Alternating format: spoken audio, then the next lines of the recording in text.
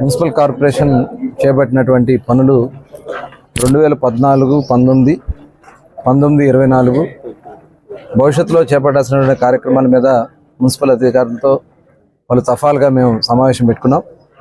ఈరోజు గౌరవ పార్లమెంట్ సభ్యులు బాలశౌరి గారి మరి ఈరోజు మచిలీపట్నంలో సందర్శన సందర్భంలో ఏదైతే ఆగిపోయినటువంటి కొన్ని వర్క్స్ని ఈరోజు పరిశీలించడం జరిగింది.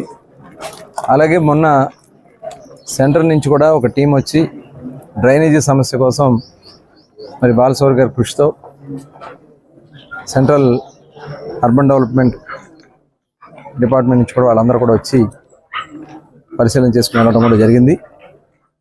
ముఖ్యంగా గత 14, 19 సమయంలో అనేక అభివృద్ధి సంక్షేమ కార్యక్రమాలు ఆ రోజున చేపట్టాం.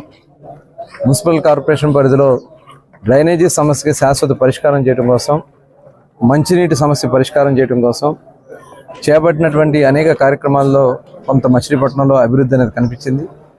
తర్వాత వచ్చినటువంటి ప్రభుత్వం మరి ఇక్కడ ఎమ్మెల్యేగా గెలిచిన, మంత్రి పదవి వచ్చిన కనీసం మచిలీపట్నం మున్సిపాలిటీ గురించి పట్టించుకోకుండా స్వార్థ రాజకీయాల కోసం అభివృద్ధిని అటకెక్కించిన దానికి నిదర్శనమే మనం ఇప్పుడు ఉన్నటువంటి మరి సివరేజ్ ట్రీట్మెంట్ ప్లాంట్.